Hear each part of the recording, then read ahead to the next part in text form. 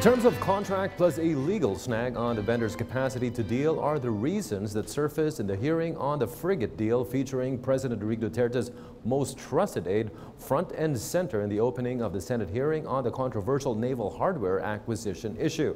PTV Sweden Velado highlights the testimony of the man they call Little President, who blames two particular media outlets for sensationalization and misinformation and dragging him and the president into this mess. Fake news was pointed out by Special Assistant to the President Secretary Christopher Bong Go as the reason why his name was dragged into the controversial frigate acquisition project for the Philippine Navy of the Department of National Defense. Go stressed the headlines released by online news site Rappler was malicious, a clear act of trying to destroy the reputation of the Duterte administration. Nakalagay, Bong Go intervenes in 15.5 project to acquire Philippine warships. Malisyoso. Hindi pa nga nila sigurado kung nag-intervene ako. Alam ko ito, intervenes kagad. Pangalawa, yung amount, 15.5 billion. Ano bang pinag-aawayan dito? Kanina pa tayo nag-uusap dito. CMS. Hindi na yung ship mismo. Pero nilagay nila 15.5 billion. Pangatlo, nakalagay dyan, binaligtad ko yung desisyon. Binaligtad ko ba? Meron ba akong ginawang pagbabaliktad? Your Honor, dito naman po lahat ng mga gentlemen from Philippine Navy. Sir, since nandito na rin tayo, pwede nyo isa-isahin lahat. Kung meron ba akong tinawagan, tinanong, o nag-influence man lang ako na para ibaliktad. Isa lang. Pag may nakapagturo, paglabas ko rito, I will resign.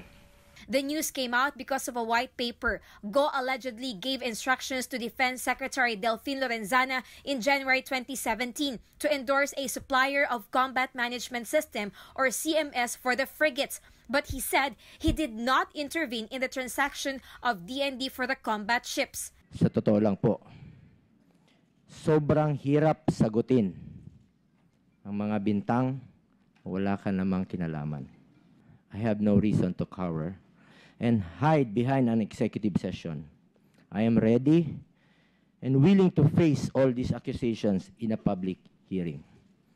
In fact, I have requested the Senate for a full-blown investigation on the matter. It's a big help, though, that former Philippine Navy Flag Officer in Command Vice Admiral Ronald Joseph Mercado denied Go's involvement in the issue. Mercado also received the white paper after it was handed to him by Lorenzana. Please answer my question first. If Secretary Bong Go, did it ever occur to you in the course or in the entire process of this FAP, Frigate Acquisition Project, may have had any personal interest or even on behalf of his principal? No, Your Honor. Meanwhile, former Defense Secretary Voltaire Gazmin admitted that the frigate acquisition project was initiated during the Aquino administration. Lorenzana shared he had a chance to talk to Gazmin before and he was advised to push through with the project. No signing happened under Gazmin's watch, for he wanted to avoid what is called a midnight contract because it happened at the transition period of the Aquino and Duterte administrations. So when Lorenzana took over, he signed the notice of award in August 2016. The problem now is the Korean supplier Hyundai Heavy Industries, or HHI, has a pending case and is banned from processing any procurement project.